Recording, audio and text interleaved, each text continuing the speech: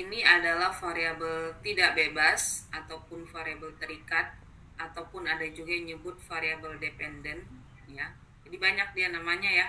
Untuk Y itu ada yang nyebutnya variabel tidak bebas, variabel terikat, atau variabel dependent. Itu sama ya, sama Y. Nah, kemudian A ini adalah intercept atau perpotongan dengan sumbu tegak. Ini yang harus dihitung nanti alfanya. Ya. B, beta ini adalah kemiringan. Ini juga yang harus dihitung. Ya. Kalau X ini adalah variabel bebas. Variabel bebas, variabel independen. Ya. Sama aja ya. Bebas atau variabel independen. Kemudian E ini adalah error. Nah, error ini nggak perlu dihitung. E ini hanya untuk menjelaskan bahwa analisis regresi ini mengandung error. Ya, seberapapun akurat perhitungannya pasti ada errornya walaupun sedikit. Gitu ya. Jadi untuk regresi ini tidak ada yang 100% hasilnya. Ya, karena ada kandungan errornya. Nah, oke. Nah, model regresi linear ini adalah untuk data populasi. Ya, jika kita punya data populasi. Nah, pada kenyataannya sering sekali kan kita nggak bisa mendapatkan data populasi, ya kan? Kita hanya bisa mengambil beberapa buah sampel saja. Nah, sehingga untuk bisa mendapatkan model yang tadi, maka perlu kita dekati dengan persamaan yang lebih sederhana ini, ya, yaitu Y sama dengan A tambah BX. Jadi untuk regresi linear sederhana kita akan menentukan bagaimana bentuk persamaan ini. Ya, siapa Y-nya, A-nya berapa, B-nya berapa, dan X-nya siapa. Seperti itu. Ya. Oke, untuk mendapatkan nilai A dan B, kita menggunakan metode OLS atau Ordinary Least Square, metode kuadrat terkecil. Ya. Nah, untuk yang pertama kita hitung dulu nilai B-nya. B sama dengan N kali sigma XI YI ya, kurang sigma XI kali sigma YI ya, dibagi dengan N kali sigma XI kuadrat kurang sigma XI dikuadratkan. Nah, hampir sama ya seperti kita menghitung korelasi kemarin ya. Ada perkalian X dengan Y, ada pengkuadratan di variabel X, ada perkalian dengan N, dan seterusnya. Kan hampir-hampir sama ya. Lalu setelah mendapatkan nilai B, kita hitung nilai A-nya. Ya, A sama dengan sigma YI per N kurang B kali sigma XI per N. Ya. Oke, seperti itu untuk materinya. Kemudian ya ada sedikit lagi ya. Untuk mengukur kebaikan model. Ya. Jadi ukuran kebaikan model ini adalah untuk mengetahui apakah model regresi yang kita aplikasikan dalam data itu sudah baik atau tidak, ya, sudah cocok atau enggak, ya. Nah, untuk mengukur kebaikan model kita menggunakan koefisien determinasi atau R-square, ya. Nah, nilai R-square ini berkisar antara 0 sampai dengan 1. Jadi tidak ada negatif ya, tidak ada angka negatif di sini. R-square adalah persentase keragaman data yang mampu diterangkan oleh model. R-square mendekati 1 adalah indikasi model terbaik. Ya. Jadi semakin mendekati 1 maka kesimpulannya adalah model regresinya baik untuk digunakan di data yang kita punya. Seperti itu ya. Cara menghitungnya adalah koefisien korelasi dikuadratkan. Jadi kita harus menghitung korelasinya dulu, lalu nanti angkanya dikuadratkan. Nah, itulah angka koefisien determinasi atau R-square. Seperti itu ya. Nah, ada yang mau ditanyakan sebelum kita masuk ke contoh?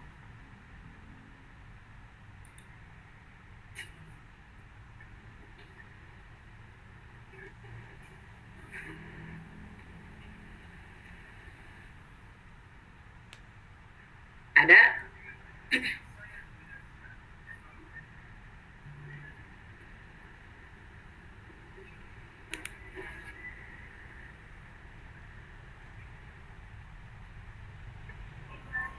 Kalau tidak ada, kita lanjut ya, masuk ke contoh soal. Nah, di sini diberikan data uang saku dan jarak tempuh siswa sebagai berikut. Ya, jadi di sini ada dua variabel yang diketahui, yaitu uang saku dan juga jarak tempuh. Ya. Pertanyaannya, tentukan persamaan regresi jika jarak tempuh adalah variabel bebas dan uang saku adalah variabel terikat dengan alfa 5%. Oke, sini ini ya, ini pertanyaannya. Nah, tapi di sini untuk dua variabel ini tidak diketahui yang mana X yang mana Y. Kita yang harus menentukan. Nah, kira-kira yang mana X dan mana Y?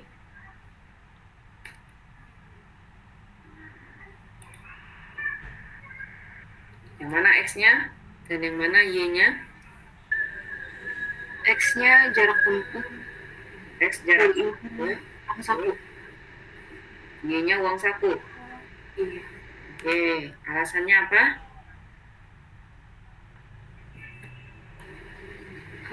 Karena di situ ditulis jarak tempuh adalah variabel bebas. Karena variabel bebas itu X, terus uang saku adalah variabel terikat. Betul.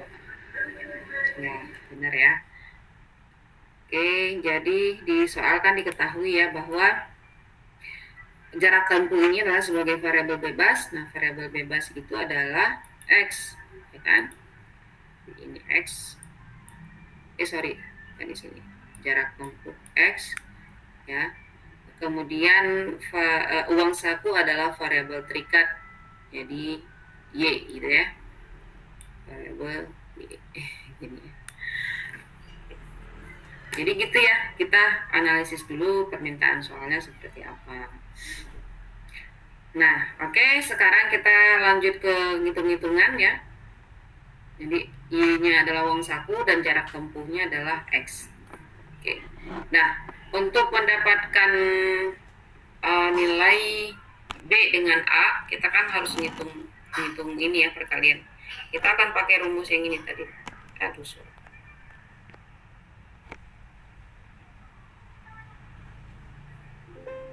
Oke. Nah, ini dia. Jadi rumusnya B sama dengan N kali sigma X I kurang sigma XI kali sigma YI per N kali sigma XI kuadrat kurang sigma XI kuadrat kan.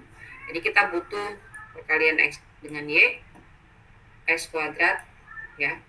Yang lain nanti bisa ditotalkan dulu. Oke. Nah, ini dia ya. Perkalian X dengan Y ini dia. 2000 kali 5 sama dengan 100.000. Ya, ini 20.000. Kemudian 5.000 kali 1 sama dengan 5.000. Ya, jadi dikalikan ke samping.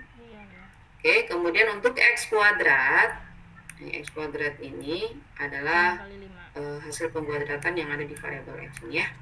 5 kuadrat sama dengan 25. Ya. 1 kuadrat sama dengan 1. 4 kuadrat sama dengan 16. Dan seterusnya ya. Nah, setelah itu kita hitung totalnya semuanya ya, total dari masing-masing kolom. Total uang saku sama dengan 109.000 ya, total jarak tempuh sama dengan 21 km. Total X, perkalian X dengan Y adalah 380.000 dan total X kuadrat adalah 75. Gitu ya. Nah, bisa kita definisikan seperti ini. N sama dengan 5 atau 7? 7 ya, karena datanya ada 7. Oke. Nah, seperti ini. Kemudian kalau sudah seperti ini kan sudah bisa gampang kita masukkan ke dalam rumus ya. Jadi tuliskan seperti ini dulu supaya nanti ketika dimasukkan ke dalam rumus nggak ketukar-tukar gitu ya, nggak salah masukin gitu. Karena kalau salah nulis angka maka hasilnya juga pasti akan salah ya. Oke, N kali sigma X I berarti 7 kali 380.000 ya. Kemudian sigma XI nya 21, sigma YI nya 109.000. Yang ini dikali ke sini ya, dikali ke dalam yang dalam tanda kurungnya. kemudian yang di bawahnya N kali 75, N kali sigma XI kuadrat, 7 kali 75, dan sigma XI kuadratnya adalah 21. Ya. Nah ini nanti dikali-kalikan dulu, baru kemudian dihitung selisihnya. Ya, hasilnya adalah 4.416,67. Itu untuk nilai B. Ya. Setelah dapat nilai B, kita hitung nilai A. A sama dengan sigma YI per N kurang B kali sigma XI per N. Ya, ini ya. Hasil akhirnya adalah 2321,429. Oke, sampai di sini bisa dipahami? Bisa, insya Allah.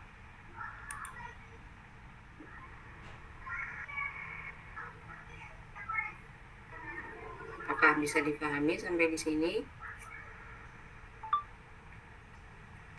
Ibu maaf, boleh diulang nggak di bagian X kuadratnya itu gimana?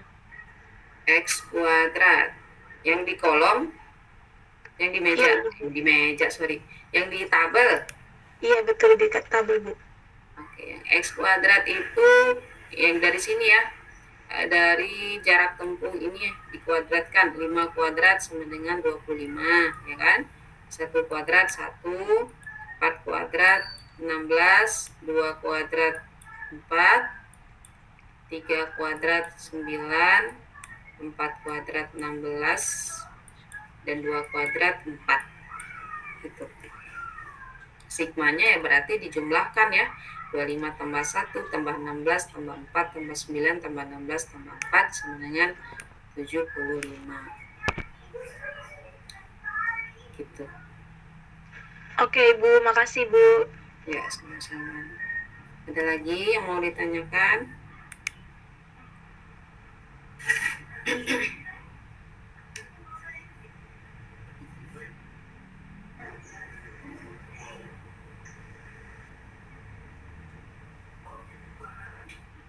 Oke, kalau tidak ada saya lanjut ya.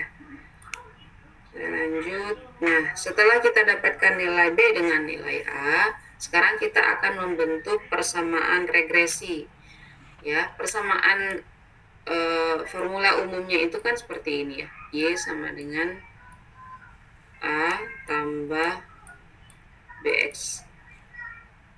Sorry, ini BX ya. Y sama dengan A tambah BX. Nah, kemudian kita ganti. Ya, kita ganti sesuai dengan hasilnya. Y itu kan ubah uang saku ya. Y uang saku, A itu 2.300 ya. Kemudian B 4.400 ya, dan X itu adalah jarak tempuh. Ya, jadi si B ini nanti dikalikan dengan jarak tempuh. Ada perkalian di sini ya. Nah, dari persamaan regresi ini kemudian kita interpretasikan ya, maksud dari persamaan ini apa ya. Nah, cara menginterpretasikannya adalah seperti ini. Jika jarak tempuhnya adalah 0 km, ya, maka uang saku yang diperoleh adalah sebesar 2.321. Oke, sebelum saya jelaskan kenapa kalau misalkan jarak tempuhnya 0, hasil uang sakunya adalah sebesar ini. Ada yang tahu nggak?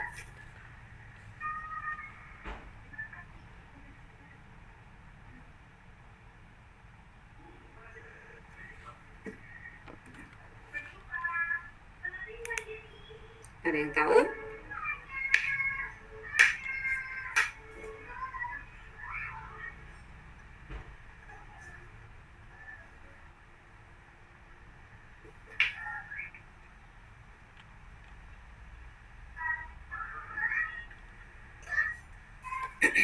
Ibu maaf, mau coba menjawab boleh nggak Bu? Silakan aja.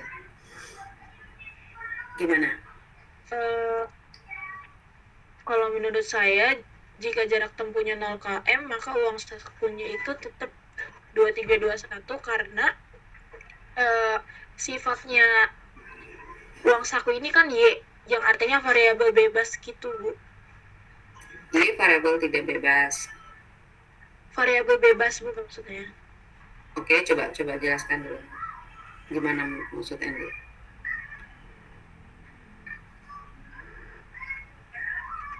Udah itu tadi udah selesai atau masih ada lanjutannya? Sudah selesai, Bu. Maaf. Oke, oke. Sip, ada lagi yang mau mencoba?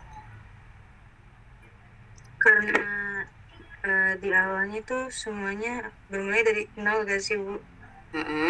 Terus?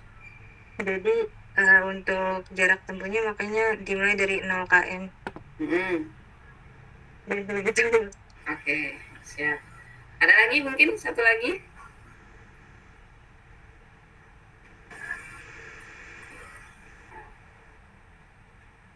Oke, siap ya. Nah, jadi ini dari persamaan regresi ini kita akan menganalisis ataupun menginterpretasikan seberapa besar pengaruh X terhadap Y, gitu ya, seberapa jauh pengaruhnya. Nah, di sini yang jadi X kan jarak tempuh ya, jarak tempuh, dan Y adalah uang saku. Jadi kita ingin melihat seberapa besar pengaruh jarak tempuh terhadap uang saku, seperti itu. Nah, untuk melihat besarannya, maka kita coba-coba gitu ya, kita coba masukkan angkanya dimulai dari yang terkecil. Kenapa dimulai dari yang terkecil? Supaya kita bisa tahu nanti polanya seperti apa. Ya, dimulai dari angka 0, bisa aja dari angka 0 ya.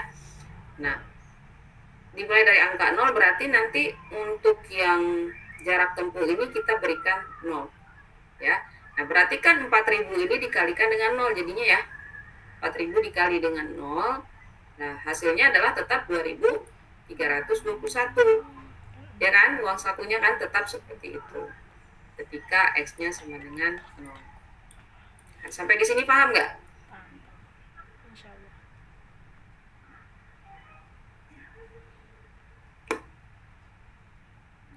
X-nya 0, maka Y-nya tetap 2000. 2000 ya, saya tulis ya. 2000. Kemudian kita coba naikkan X-nya. X-nya kita berikan 1 ya. 1. Maka Y-nya berapa kira-kira? Kira-kira aja, nggak usah tepat banget angkanya berapa.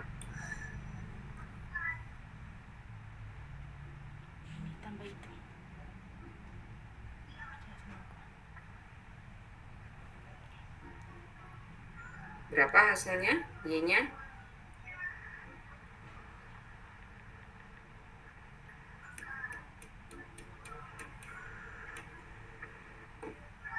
Ini saya coba hapus dulu ya supaya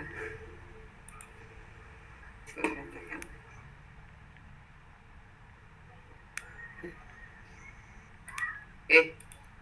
Oke. Ketika misalkan X-nya 1, berarti kan ini 4000 kali 1, ya kan? 4000 kali 1 sama dengan 4000-an lah ya. 4000-an tambah 2000-an sama dengan berapa uang sakunya? Kurang lebih 6.000-an, Bu. Iya, 6000 ya. 6000. Ini untuk kita tahu polanya aja seperti apa. Jadi harus tepat angkanya berapa ya. Lalu coba kita naikkan lagi X-nya ya. X-nya misalkan 2. Maka Y-nya berapaan tuh? 11.000. 11.000. Oke. 11.000. Udah kelihatan belum polanya?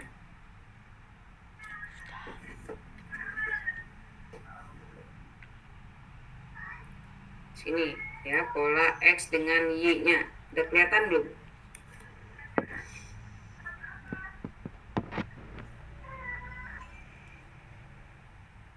Bagaimana polanya?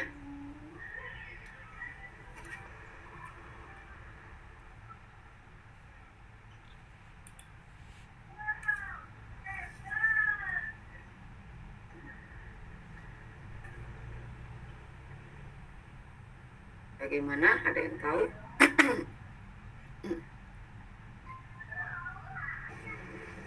Selisihnya naik 1, bukan, Bu? Oke. Naik 1. Ya, terus ada lagi?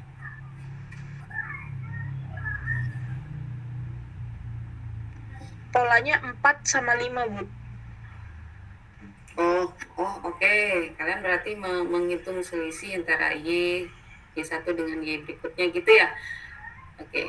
Sebenarnya umum aja sih ngelihatnya ya. di sini kan X-nya semakin naik kan, X-nya dimulai dari 0, 1, 2 gitu kan, Y-nya juga ikut naik, ya kan. Jadi ketika X-nya naik maka Y-nya juga ikut naik, gitu aja. Jadi nggak perlu kita hitung berapa selisihnya seperti yang soal-soal yang ada di CPNS ya. Itu kan ada apa namanya, berapa selisihnya untuk setiap barisan angka gitu. Nggak seperti itu maksud saya. Jadi lihat aja bagaimana pola X dengan Y-nya ya. Ketika X-nya naik maka Y-nya juga ikut naik, seperti itu ya, tanpa perlu kita tahu berapa naiknya gitu. Nah, dari sini, dari pola ini kita jadi tahu ketika X-nya nanti dinaikkan lagi, misalkan diberikan 10 gitu ya, X-nya 10 km ya, maka Y-nya juga pasti akan lebih besar gitu ya. Nah, sehingga kesimpulannya adalah setiap penambahan jarak 1 km ya, maka uang saku juga akan ikut bertambah sebesar koefisien regresinya, yaitu 4.416 ya. Koefisien regresi bertanda positif artinya bahwa jarak tempuh berpengaruh positif terhadap uang saku ya. Atau jika bertambahnya jarak tempuh maka uang saku juga bertambah, seperti itu ya. Oke, bisa dipahami sampai di sini?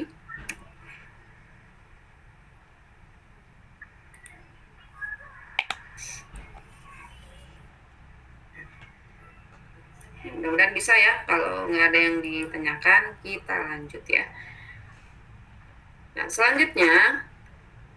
selanjutnya untuk koefisien determinasi. Ya, ini untuk mengetahui seberapa besar pengaruh X terhadap Y ya, untuk mengetahui seberapa besar kecocokan modelnya. Nah, kita hitung dulu koefisien korelasinya. Nah, hasilnya adalah sebesar 0,861 ya. Kemudian koefisien determinasinya sama dengan 0,861 kuadrat, hasilnya adalah 0,741. Nah, untuk menginterpretasikan R square ini dikalikan dengan 100 ya, hasilnya dikalikan dengan 100 supaya bisa kita persentasekan ya. 0,741 kali 100 itu kan 74,1 ya, 74,1 74,1% ya. Nah, dari hasil koefisien determinasi ini kita jadi tahu bahwa pengaruh jarak tempuh terhadap uang saku adalah sebesar 74,1% ya, 74,1%. Sedangkan sisa dari 100 kurang 74,1 kan 25,9 ya. Sisanya yaitu 25,9% uang saku dipengaruhi oleh variabel yang lain yang tidak kita ketahui. Mungkin bisa jadi dipengaruhi oleh dipengaruhi oleh bensin ya, dipengaruhi oleh parkiran, jajan dan lain-lain sebagainya. Tapi karena kita tidak punya data, jadi kita nggak tahu variabel apa saja yang bisa mempengaruhi uang saku, gitu ya. Jadi tapi yang pastinya dari hasil perhitungan tadi pengaruh jarak tempuh terhadap uang saku adalah sebesar ini. Gitu, ya. Oke, seperti itu ya untuk melakukan analisis regresi. Jadi kita tentukan dulu mana variabel X dengan Y-nya kalau memang belum diketahui ya. Kemudian setelah itu kita hitung nilai B dan A-nya. Setelah itu bentuk persamaan regresinya. Kemudian interpretasikan makna dari persamaan regresi. Setelah itu tentukan berapa koefisien determinasinya untuk melihat atau mengetahui berapa besar pengaruh X terhadap Y. Itu ya. Selesai seperti untuk analisis regresinya. Ada yang mau ditanyakan? Untuk contoh yang pertama.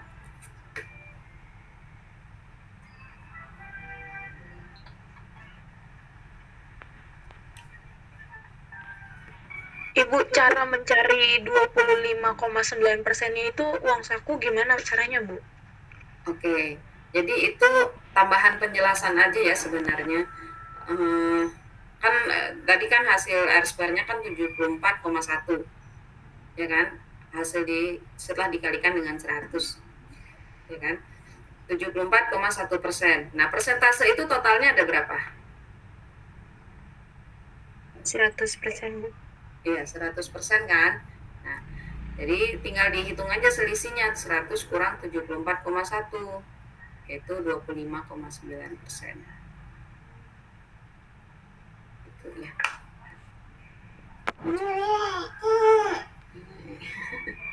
Gitu deh. Oke, Bu, terima kasih. Ya, sama-sama. Ada lagi?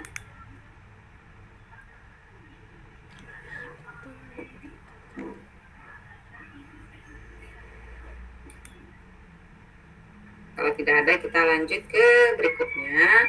Nah, ini contoh soal yang kedua. Ada variabel kinerja BK dengan prestasi siswa. Oke, silakan dibaca dulu soalnya. Tentukan X dengan Y-nya yang mana?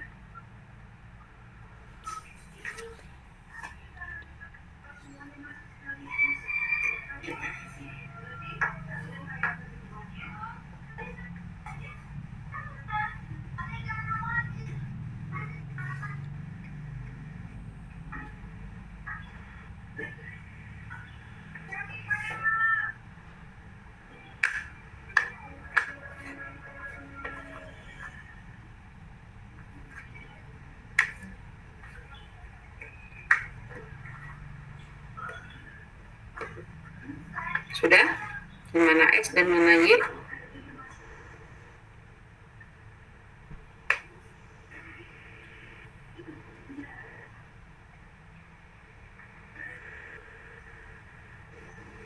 Variabel bebasnya prestasi siswa, variabel tidak bebasnya kinerja bidang tersebut. Variabel bebasnya prestasi siswa. Gitu ya? Variabel tidak bebas kinerja BK.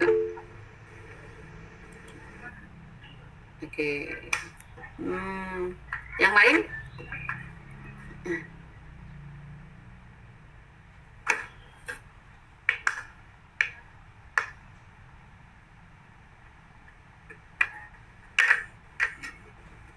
Ada yang lain yang mau mencoba?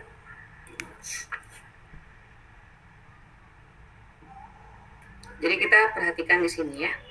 Perhatikan di pertanyaannya ya. Tentukan apakah ada pengaruh kinerja BK terhadap prestasi siswa. Nah, untuk analisis regresi, variabel yang mempengaruhi itu adalah variabel X ya. Dan variabel yang dipengaruhi itu adalah variabel Y. Oke, sampai di sini apakah sudah bisa menentukan X dengan Y-nya? Sudah, Ibu. Ya, yang mana X-nya? X-nya itu yang kinerja BK. Betul. Oke. Yang sebaliknya berarti yang Y-nya itu prestasi siswa. Ya, benar ya. Jadi karena di sini yang diminta di soal adalah pengaruh kinerja BK terhadap prestasi siswa. Berarti kan yang akan mempengaruhi itu adalah kinerja BK dan yang akan dipengaruhi itu adalah prestasi siswa. Sehingga X dengan Y-nya seperti ini. Gitu ya.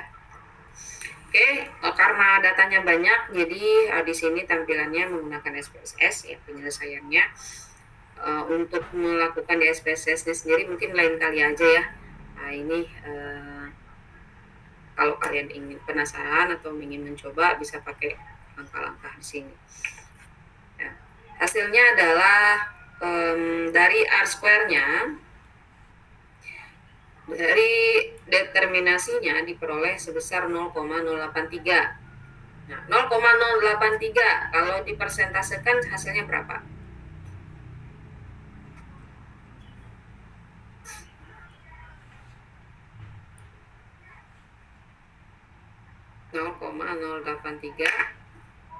Berapa persen? 83%. 8,3. Coba aja dikali dengan kalkulator ya. Kan ini ada 3 angka di belakang koma kan? Berarti 8,3 ya. 8,3% pengaruh dari kinerja BK terhadap prestasi belajar. Kecil sekali. Ya, sangat kecil persentase pengaruhnya. Nah, kenapa bisa seperti itu? Mungkin bisa jadi memang tidak ada pengaruhnya ya dari kinerja BK terhadap prestasi belajar. Ya, atau kemungkinan yang kedua karena datanya mungkin tidak real ya. Kemungkinan yang ketiga berarti mungkin tidak cocok menggunakan analisis regresi linear sederhana untuk data ini. Bisa jadi karena datanya tidak normal ataupun ada asumsi-asumsi lain yang tidak terpenuhi gitu ya. Jadi banyak kemungkinan yang harus dicek. Nah, padahal kan seharusnya mempengaruhi ya kinerja BK terhadap prestasi belajar. Seharusnya kan secara teori seharusnya mempengaruhi. Nah, untuk persamaan regresinya adalah seperti ini ya. 61,685 tambah 0,247 kali kinerja BK. Ya. Oke, seperti itu untuk contoh yang kedua. Nah, ini bisa di skip saja ya. Kalau misalkan di PDF-nya ada slide ini, mungkin bisa di skip aja. Saya lupa ngapusinnya. Ini juga di skip. Oke. Nah, contoh yang ketiga. Ada fasilitas sekolah dengan motivasi belajar. Tentukan mana variabel X dan variabel Y-nya.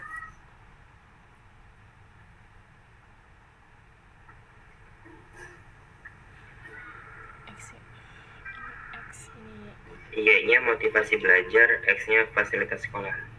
X-nya fasilitas sekolah ya, betul ya. Dan Y-nya motivasi belajar. Kebalik, sorry. Ini X, ya kan? Motivasi belajar. Sorry, salah. Yang benarnya kan yang di motivasi, Y Bu. Motivasi berarti apa tuh Bu? Ya, fasilitas sekolah X ya. Fasilitas sekolah X, Ya, motivasi belajar Y. Ya, gitu ya.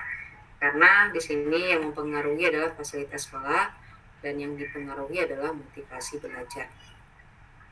Gitu ya. Oke, kita hitung persamaan regresinya ya. X kali Y dan juga X kuadratnya ini sama ya seperti contoh yang pertama tadi cara ngitungnya. Kita dapatkan N sama dengan 10 ya, sigma YI sama dengan 81, sigma XI sama dengan 68, sigma XIYI ya. Total perkalian dari X dengan Y 538 dan sigma XI kuadrat adalah 486. Nah, udah gini kita masukkan ke dalam rumusnya untuk menghitung B ya. B sama dengan minus 0,542. Jadi nilai A dengan nilai B itu bisa jadi plus, bisa jadi minus ya. Oke, kita dapatkan B-nya minus 0,542, kemudian hitung A. Ya, A rumusnya kan begini ya, sigma YI per N kurang B kali sigma XI per N.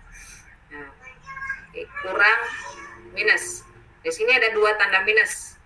Nah, kalau ada 2 tanda minus, maka jadinya apa? Plus ya.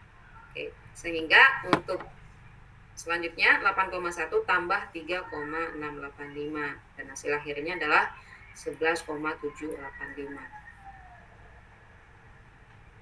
Gitu ya untuk nilai A-nya. Sampai di sini bisa dipahami? Insya Allah.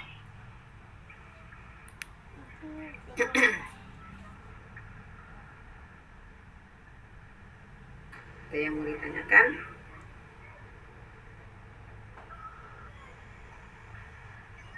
Bu, Bu, berarti kalau regresi linear ini masih boleh ada minus gitu ya, Bu?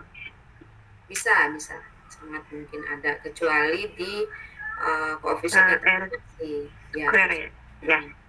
Oke, Bu, makasih, Bu. Sama-sama. Ada lagi?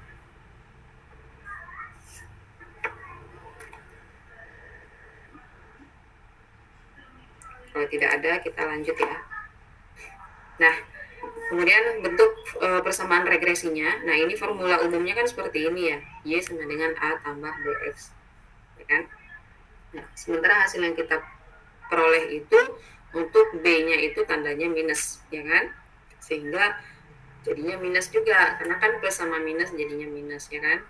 Y sama dengan 11,785 kurang 0,542 X. Ya. Nah, kemudian kita ganti nama variabelnya. Y adalah motivasi belajar, ya, sama dengan 11,785 kurang 0,542 kali fasilitas sekolah. Kemudian kita interpretasikan seperti yang contoh 1 tadi ya. Kita ingin tahu seberapa besar pengaruh, seberapa jauh ya pengaruh fasilitas sekolah terhadap motivasi belajar. Jadi kita mulai dari yang terkecil dulu, dari 0. Ya, jika X-nya itu 0, maka Y-nya adalah sebesar ini. Ya. Kemudian kalau penasaran lagi nanti ya, jika X-nya 1, maka Y-nya berapa? Gitu. Ya. Jika X-nya 2, maka Y-nya berapa nanti? Kira-kira X-nya Y-nya itu akan menurun atau bertambah seiring bertambahnya X? Turun lah. Menurun ya, Bu? Menurun ya? Karena di sini kurang ya? Iya. Ya, benar ya. Jadi koefisien regresi sebesar minus 0,542, artinya setiap penambahan fasilitas sekolah ataupun setiap X-nya naik, maka Y-nya akan berkurang sebesar 0,542. Ya. Kemudian koefisien bertanda negatif, sehingga fasilitas sekolah berpengaruh negatif terhadap motivasi belajar. Ya, jika bertambahnya fasilitas sekolah, maka berkurang motivasi belajar. Nah, lagi-lagi mungkin ini nggak masuk akal ya kesimpulannya. Seharusnya kan secara teori kan semakin mewah tempat belajar, maka mungkin akan semakin semangat ya belajarnya ya seharusnya. Tapi mungkin karena datanya yang mungkin tidak proper ya, namanya juga data asal-asalan gitu.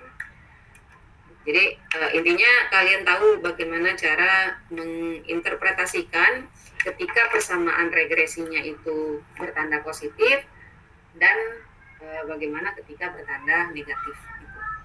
Ya. Oke, kemudian untuk mengetahui determinasinya, yang pertama kita hitung dulu korelasi ya. Ini besarannya minus 0,683. Ya, kemudian ini cara ngitungnya ini. Lalu R square-nya adalah 0,465. Ya, 0,465. Nah, kalau dipersentasekan berarti kan dikali dengan 100 ya. Dikali dengan 100.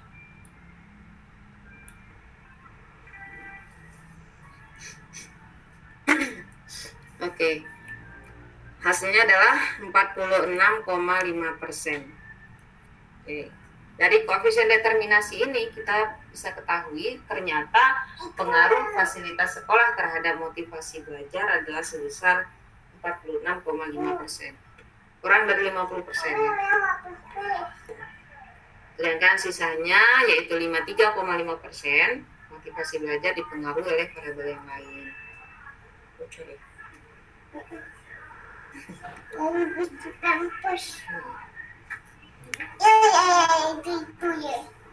Oke, bisa dipahami sampai di sini? Ya,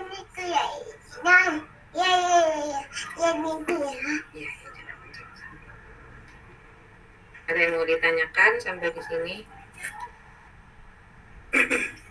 udah 3 nih contoh soal untuk analisis regresi linear sederhana.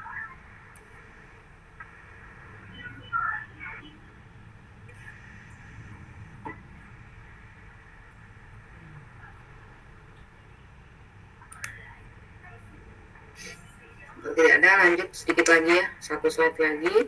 Nah, ini asumsi pada uji regresi linear sederhana, ataupun ini syarat-syarat yang harus dipenuhi kalau ingin menggunakan regresi linear sederhana.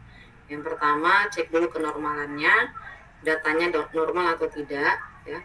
Kemudian heteroskedastisitas, keragamannya seperti apa, ya.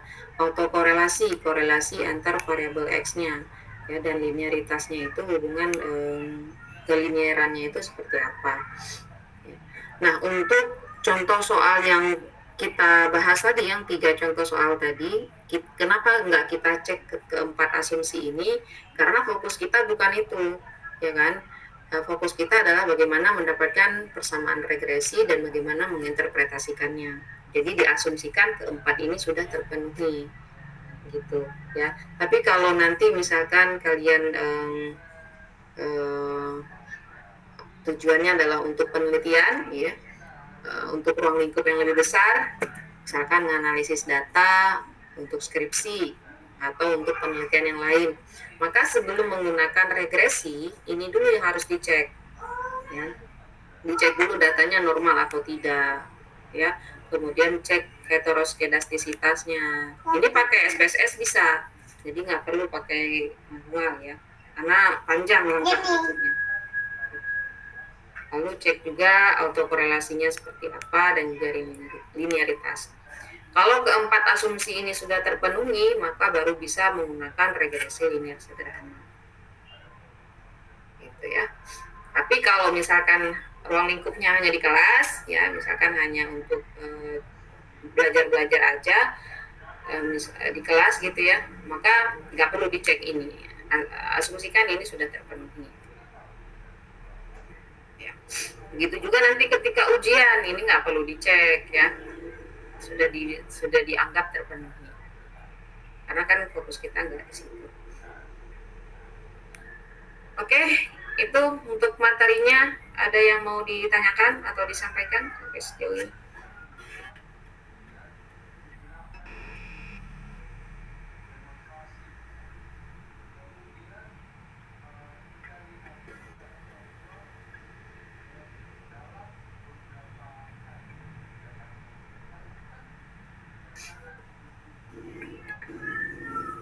Tidak ada?